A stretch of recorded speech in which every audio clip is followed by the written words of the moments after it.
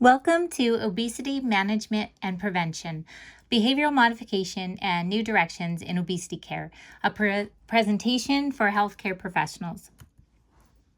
My educational background is I went to Cal State Los Angeles and received my BS in Nutrition Science and Dietetics.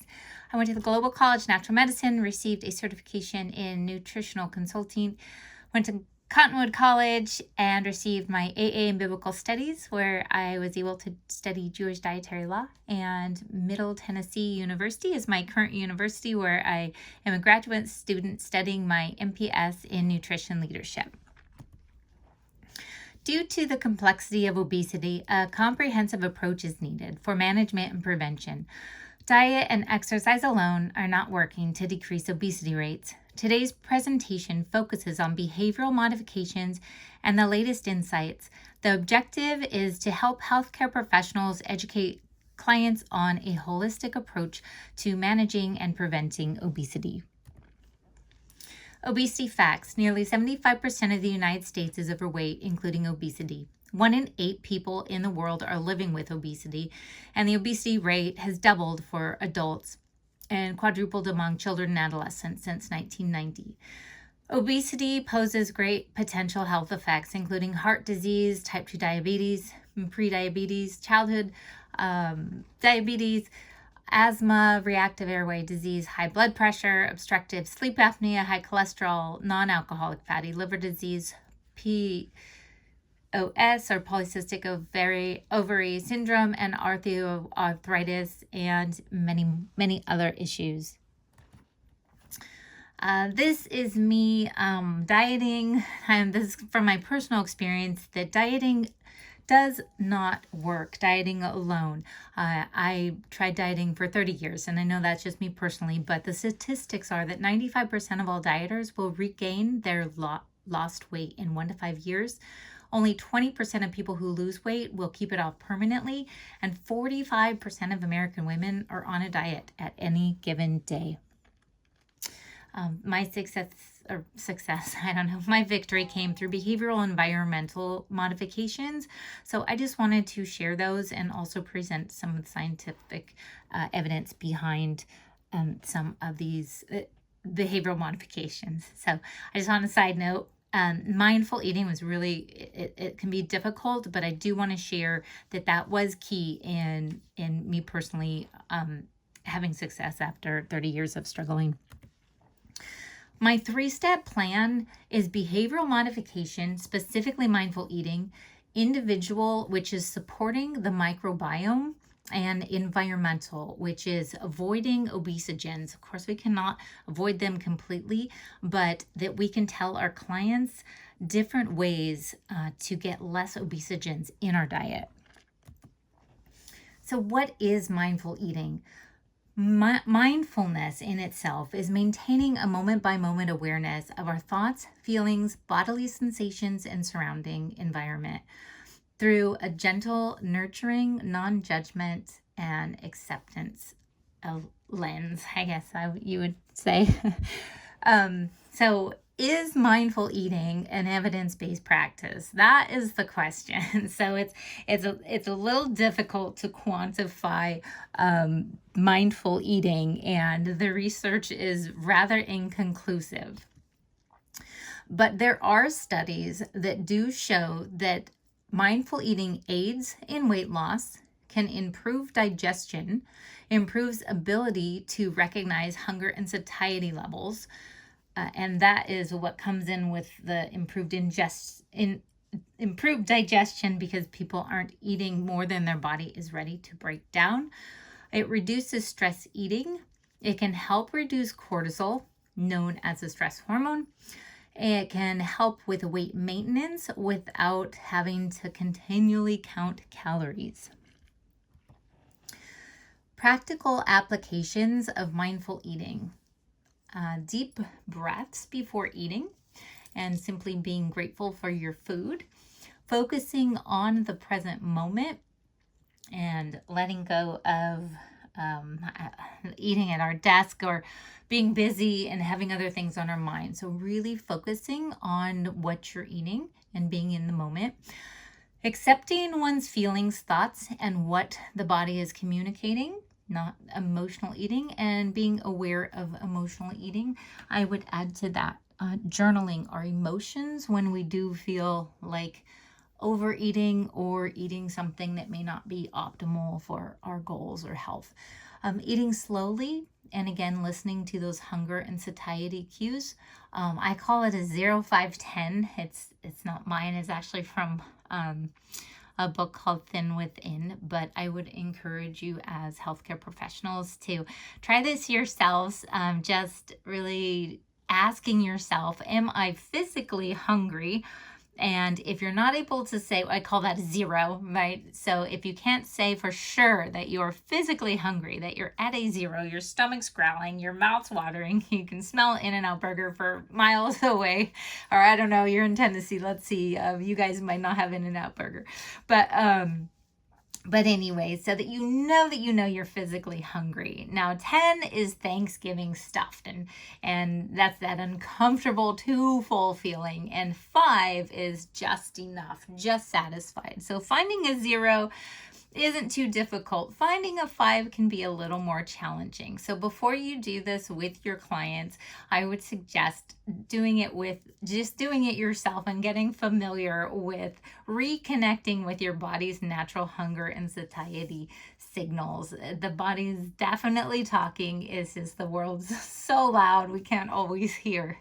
Engaging all 5 senses. That is a sight, the smell, the taste, the touch, and the sound of food. And I see a little typo in there, so I'm going to fix that. Anyway, engaging all 5 senses. So smelling the food, making, we can even create colorful food, putting it on colorful plates. And just when it's something beautiful, we know if we've ever gone to a restaurant, it's really presented really nice. There's just a joy, an extra joy we can get through food when we really engage all of our 5 senses. Being mindful of guilt and any other emotions. So often, I know with clients that people just guilt can so often come with when we think we didn't do things right, or we didn't do them perfectly, or that we set out to have, we have a goal and objective and all our SMART goals, and we're working with someone to eat the right things or do the right things, and we don't. So one of the best ways to just move forward is not feel guilty, and keep on to the next thing. So shaking off that guilt is actually one of the first things that I would put in the order of importance of mindful eating. Let's see. Be thankful and consider where the food came from. How did this food get to my plate? Who worked for this food? Who worked to make it possible? Who worked in the field to cultivate it? Who put the pesticides on it? Hopefully not, but who got rid of the bugs? Who pruned it? Who gathered it? Who put it in the box? Who drove it to the store? Who labeled it? Who priced it? And how did this get to my plate? So when we think of all the sourcing that goes into our food, this can be a different awareness of how fortunate we are to have it in front of us. Moving forward with peace. That goes with the mindful, with the guilt, being mindful of guilt. So continually moving forward without judgment, and knowing that the best way we can make a better choice the next time is to quickly let go of those self-condemning thoughts. And that goes right along with having a non-judgmental outlook. All right, and after mindful eating and incorporating that with your clients, and extending grace to them, and teaching them how to extend grace and forgiveness continually to themselves. New directions in obesity. I found this fascinating. I was pretty familiar with bacteria. Part of my journey was repopulating my gut with good bacteria through healthy foods and probiotic supplementation. And then obesogens are everywhere, and they are hormone disruptors, and we'll go over that more on the next slide. So addressing these two things, although we don't have a lot of, they're more environmental and they're things that are a bit beyond our control. There are things you can tell your clients so that they are populating their intestinal flora and their gut microbiome is healthy. The healthier that is, the better for their health overall, not just weight.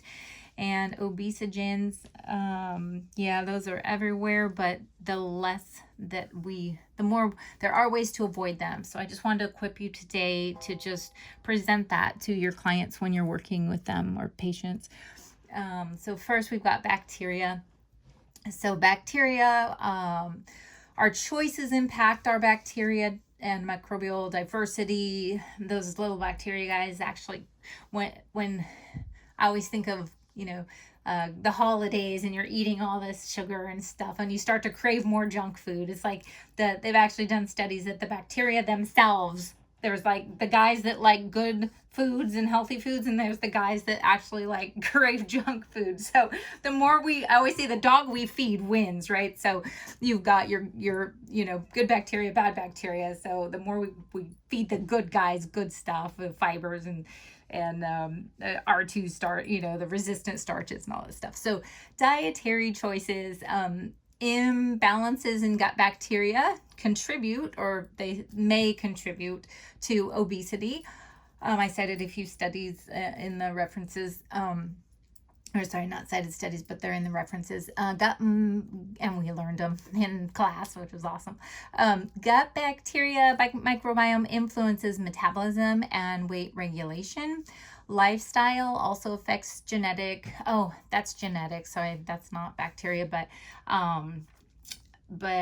genetics also, play a role. What we eat is going to play a role in how our genes express themselves, and that can definitely contribute to not only obesity but other diseases. So and genes have been linked to obesity susceptibility as well. So action steps we can take is eating a diversity of foods and having a variety in our foods.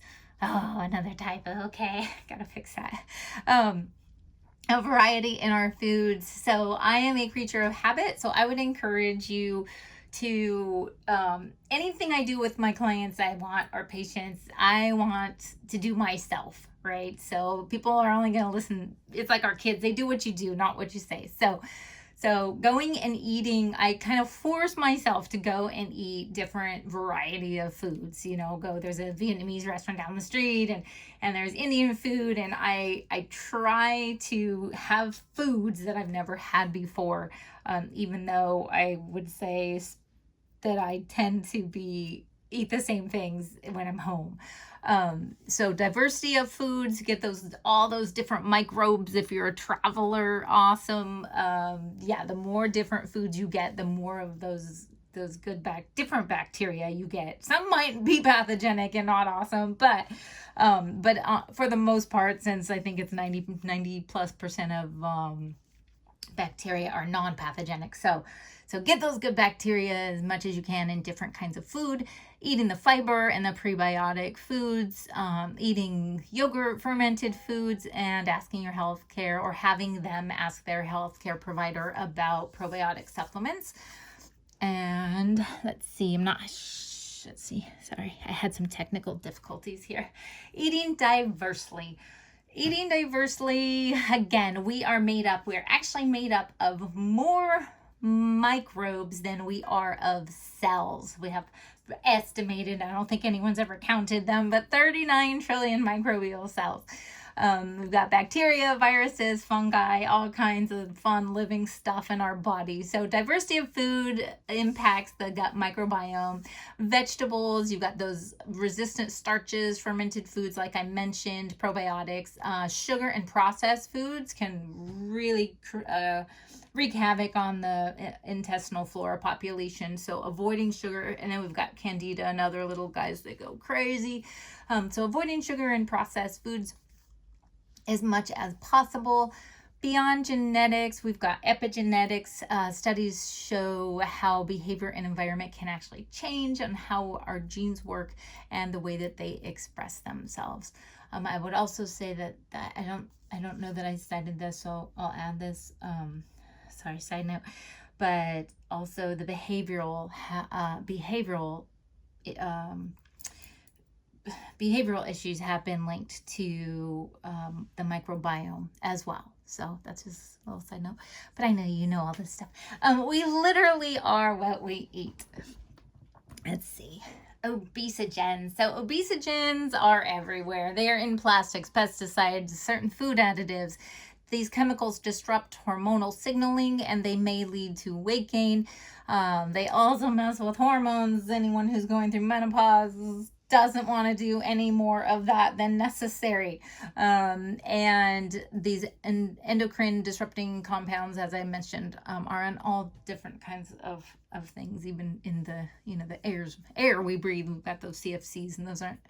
Anyway, so action steps. What can you do? What can you tell your clients? Tell them to filter their drinking water. It doesn't have to be anything crazy or expensive. They can get a Brita filter or a pure filter. 95%, I think, of the carbon filter gets about 95% of the impurities out.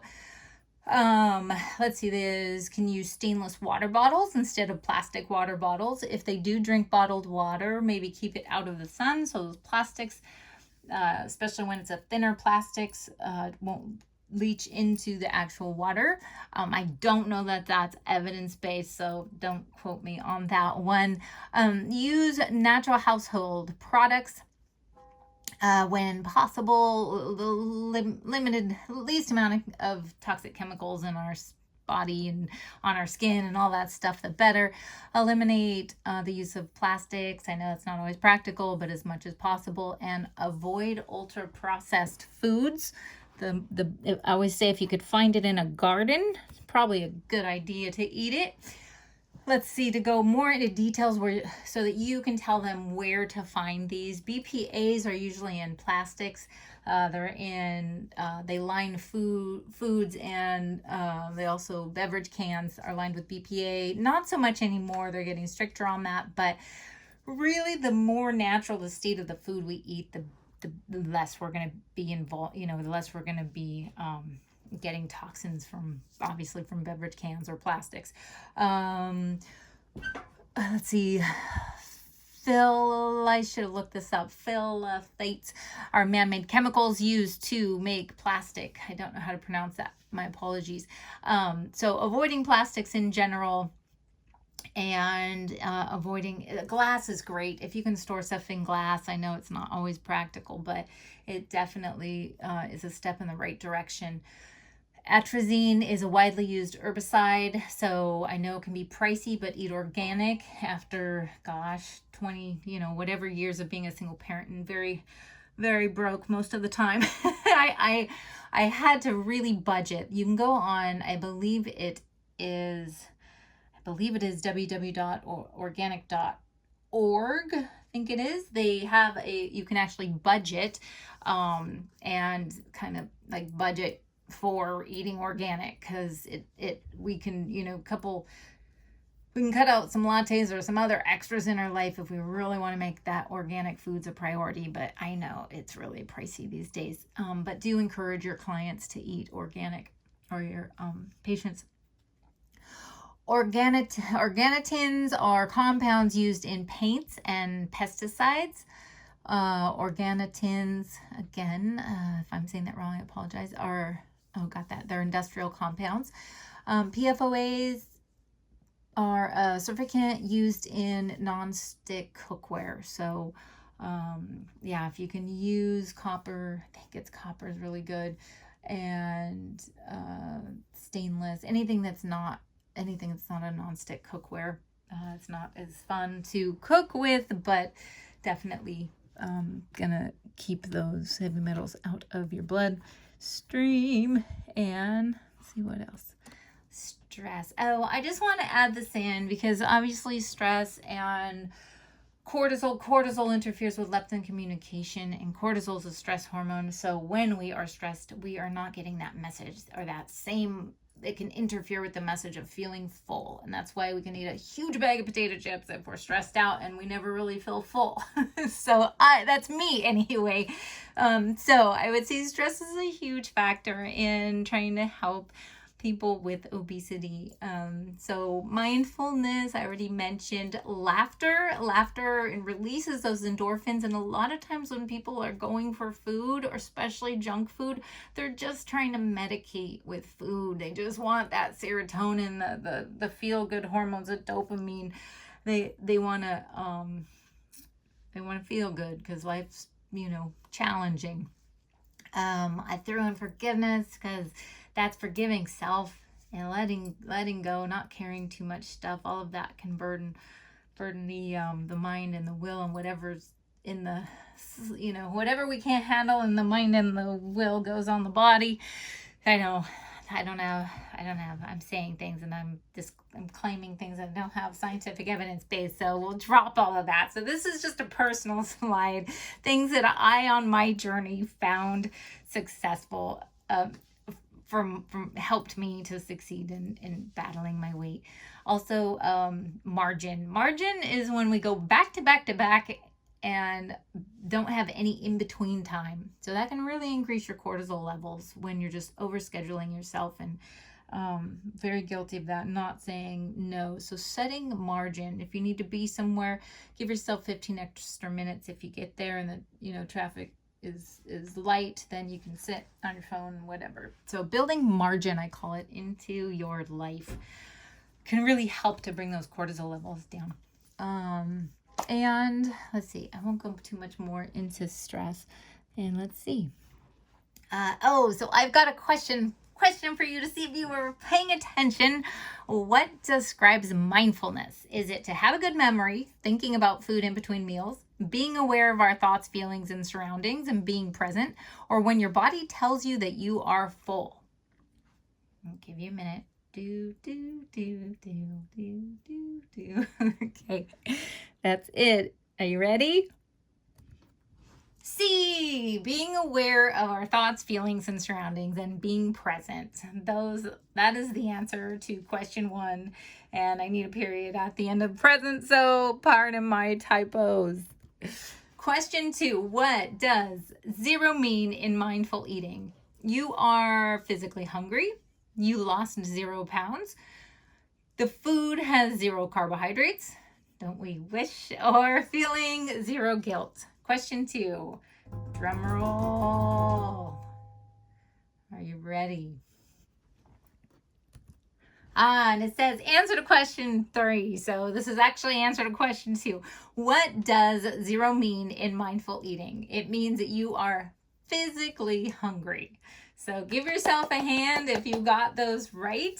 And in conclusion, I would like to say, regardless of our pace, each day allows us to live more mindfully, stress less, laugh more, and make healthy choices. I hope this presentation has equipped you to implement and share the principles of mindful eating and the health benefits of a healthy gut microbiome and less interaction with obesogens.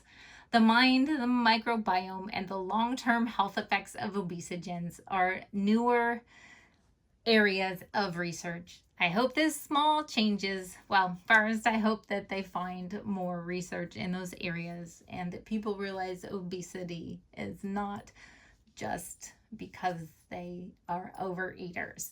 I hope these small changes help you bring hope to your clients, and thank you for listening. This is Stacy signing off. Have a great rest of your summer.